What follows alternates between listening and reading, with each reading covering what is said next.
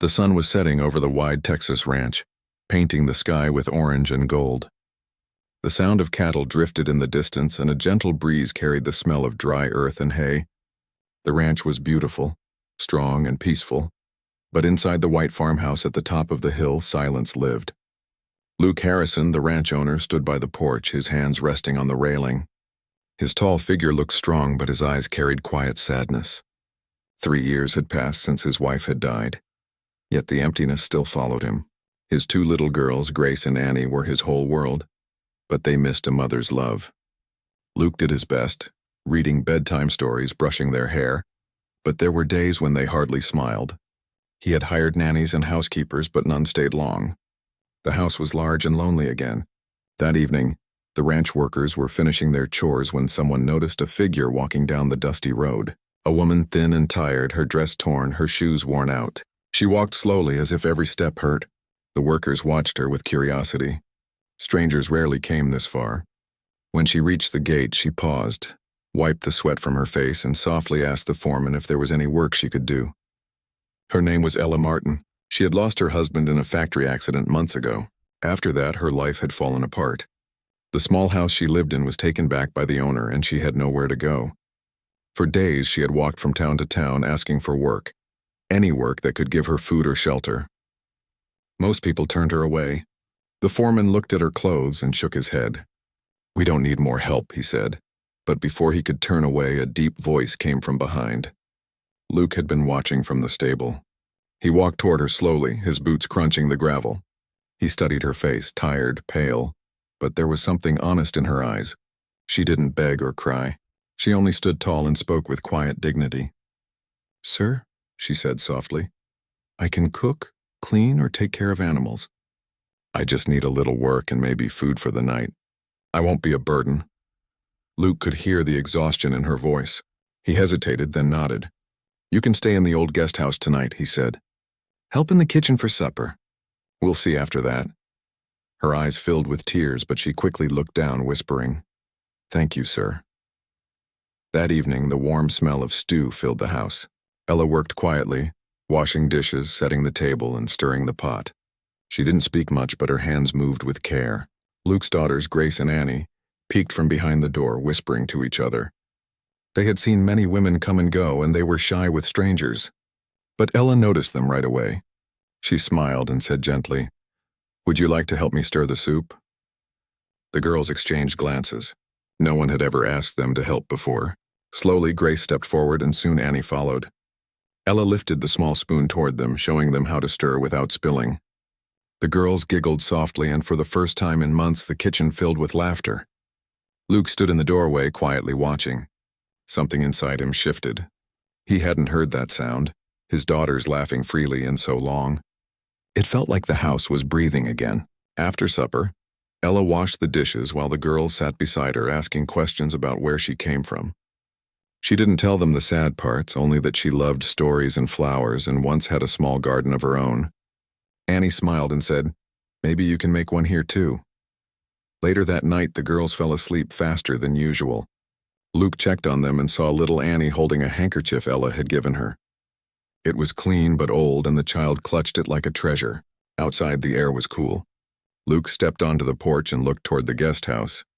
Through the small window, he could see Ella hanging her washed clothes by the lamplight. The sight touched him.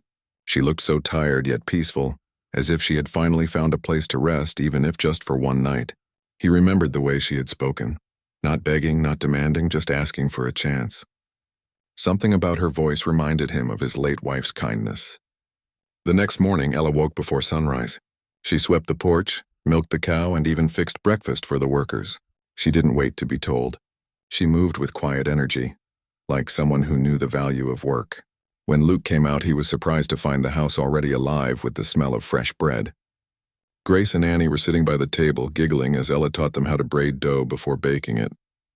He cleared his throat softly, and Ella turned quickly, wiping flour from her hands. "I hope you don't mind, sir," she said nervously. The girls wanted to help. Luke smiled faintly. "It's been a while since they looked that happy," he said. "You've done more in a day than most have in months." Her eyes lowered shyly. "They just needed a little attention, that's all." The ranch workers noticed too. They whispered that the woman in rags seemed to bring warmth wherever she went. Even the horses calmed when she was near. The girls followed her everywhere, and Luke couldn't help but notice how natural it looked, like she belonged there. That evening, after the day's work was done, Luke found her sitting by the small garden behind the guest house. The sunset painted her face in soft gold. She looked up when he approached, startled. "I was thinking of leaving tomorrow," she said softly. "You've been kind, but I don't want to overstay." Luke felt something tighten in his chest. "You plan to keep walking? You've nowhere to go, do you?" She looked down at her hands. "No, sir. But I'll find something. I always do." He stood there silently for a long moment. The sound of crickets filled the air. He looked back toward the house where the girls were laughing on the porch, calling for Miss Ella. Finally, he turned to her and spoke quietly, his voice steady but filled with feeling. "Miss Martin," he said, "you came here asking for work. But what you've given us in 2 days is more than any job could bring. My girls, they've been lost since their mother passed. I've tried everything, but nothing helped. Until you walked in." She looked at him surprised, not understanding where he was going. He took a slow breath, his eyes steady on hers. "So I have to ask you something. Not as an employer, but as a father." Her heart began to race. He said softly but clearly, "Will you stay? Will you be the mother my girls need?" For a long moment she couldn't speak. The world around them went still. The wind stopped, the sky deepened, and her eyes filled with tears she couldn't hide. She had come to this ranch in rags, just asking for food and work. Now a man she barely knew was offering her something she had lost long ago. A home, a family, a chance to be needed. Luke waited patiently, his hat in his hand, his voice calm and honest. "I don't expect an answer tonight," he said. "But I want you to know, you've already changed this place." She nodded slowly, unable to say anything more. As Luke walked back toward the house, she looked up at the wide, starry sky. For the first time in years, her heart felt warm. She whispered softly to herself, "Maybe this is where I was meant to stop walking." And from the porch, Luke's daughters called her name again, their voices full of joy, unaware that the woman in rags had already begun to fill the emptiness in their father's heart. The ranch, silent for years, now glowed with a quiet promise that sometimes the people who have lost everything are the ones who bring light back into the darkest homes. Ella stood quietly in the cool morning air, her heart still full from the words she had heard the night before. She could hardly sleep. Luke's question kept echoing in her mind. "Will you be the mother my girls need?" It was not something she ever imagined hearing. She had come in rags, just asking for a bit of work, and now the rancher wanted her to stay not as a worker, but as someone to love and care for his children. It felt like a dream she was afraid to believe. When the first light of dawn touched the ranch, Ella went to the kitchen as she always did. She made breakfast quietly, trying to keep her mind calm. The girls came running in, their hair messy from sleep, and hugged her legs. Annie held up a flower she had picked, saying, "This is for you, Miss Ella." Grace added, "Papa said you make the best pancakes." Their innocent joy made her eyes fill with tears.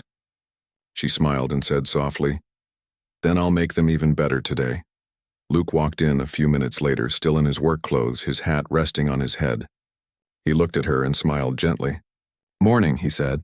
She nodded politely, but there was something shy in her eyes now. A quiet feeling had grown between them, something neither spoke about but both could feel. As the days went on, life on the ranch slowly changed. The workers noticed it too. The laughter of children returned. The house smelled of home-cooked meals again, and even the field seemed livelier. Ella worked hard, but she did it with care, not duty. She washed clothes in the sun, baked bread that filled the house with warmth, and taught the girls little songs her mother had taught her when she was young. But not everyone saw it kindly. Some of the townspeople began to talk. They whispered when Luke came to town with Ella and the girls. "That woman came here in rags," one lady said. "What business does she have living on the Harrison Ranch?" Others said it wasn't proper for a man of Luke's standing to let a poor woman stay with him. The words spread like dry grass catching fire. One evening, as Luke came back from town, he found Ella sitting by the porch steps. She looked troubled. "I heard what people are saying," she said quietly. "They think I'm taking advantage of your kindness. I don't want to bring shame to you or your daughters." Luke took off his hat and sat beside her. The sunset burned red behind the hills. He said calmly, "Let them talk, Ella. I've learned that people will always find something to say. But my girls haven't smiled like this in years. That's what matters to me." She looked at him, surprised by his calm strength. "You're not angry?" she asked. He shook his head. "No, I'm grateful. You've given us peace again." Even so, Ella worried. She began to keep a little distance, afraid that staying might cause trouble. But Grace and Annie wouldn't allow it. They followed her everywhere, helping in the kitchen, picking flowers, or brushing the horses together. They called her Miss Ella at first, but one night, as Ella tucked them into bed, Annie whispered, "Can we call you Mama?" The word stopped her heart. She smiled gently and brushed their hair. "You can call me whatever you feel in your heart," she said softly. The next morning, both girls shouted Mama when they saw her. Luke, standing by the doorway, heard it too. His heart swelled with emotion. He looked at Ella and nodded slightly, as if saying silently, "They've already chosen you." Weeks passed. Life seemed brighter. The girls were learning to read and sew. The ranch animals were thriving. Ella brought color back into everything she touched. But then one stormy night, a new challenge came. The sky turned dark before evening and heavy rain began to fall. Thunder rolled over the hills. Inside the house, Grace began to cough. A deep, painful cough that worried Ella. The child's face grew pale and her body shook with fever. Ella rushed to her side, calling for Luke. Luke ran for the doctor, but the roads were flooded. No one could come until morning. Panic filled his chest. He was a strong man, used to facing storms and hard work, but when it came to his child, he felt helpless. Ella took charge. She sat by Grace's bedside, wiping her forehead with a damp cloth, whispering comfort. She stayed awake all night, praying softly, telling Grace stories until her breathing eased. Luke watched her from the doorway, his eyes full of worry and awe. She didn't rest, didn't eat. She gave all her care to his daughter as if she were her own. By dawn, the fever finally broke. Grace slept peacefully, her little hand wrapped around Ella's. Tears filled Luke's eyes.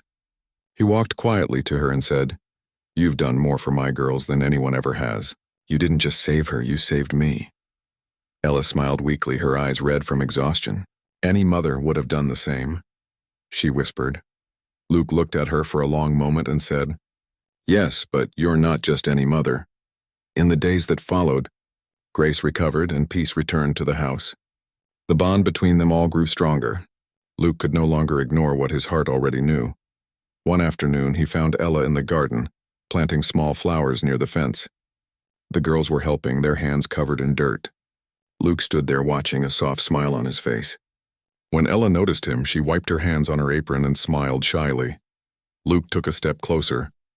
"You've made this ranch feel alive again," he said. "I used to think I had everything, a house, land, work, but I didn't have laughter. I didn't have peace. You gave that back to us." She looked down, her heart racing. "I only did what anyone kind would do," she said. He shook his head gently. "No, Ella, you gave more than kindness. You gave love." Then he reached into his pocket and pulled out a small box. Inside was a simple gold ring. He opened it and said quietly, "The first time I asked you to stay, it was for my daughters. Now I'm asking for myself. Will you be part of our family? Not just their mother, but my wife?" Ella's hand went to her mouth, her eyes wide with surprise. Tears rolled down her cheeks. "Luke, I don't have fine clothes or money. I don't belong in your world." He smiled warmly. "You belong right here. The girls already call you Mama. I can't imagine this home without you." The girls, watching from behind the flowers, ran toward them, giggling and shouting, "Say yes, Mama. Say yes." Ella laughed through her tears, looking at their hopeful faces. Then she looked at Luke, her heart full. "Yes," she whispered. "I'll stay. I'll be your wife. I'll be their mother." Luke slipped the ring onto her finger. The girls cheered and hugged her tightly. The ranch, once silent and lonely, was now filled with laughter and joy. Months later, the house was filled with warmth again. Flowers grew along the fences, and the sound of children's laughter echoed across the fields. Ella, no longer the woman in rags, walked with confidence and peace. She had found more than shelter.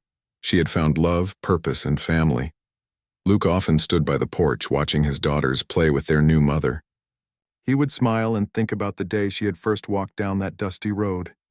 "She came here asking for work," he often told friends. "But she gave us something far greater, a new life." At night, when the stars covered the sky, Ella would sit beside Luke on the porch swing. The warm wind would move softly through the fields and she would whisper, "I used to think I had lost everything, but maybe I just needed to walk far enough to find home." Luke would gently take her hand and reply, "You didn't find home, Ella. You built it."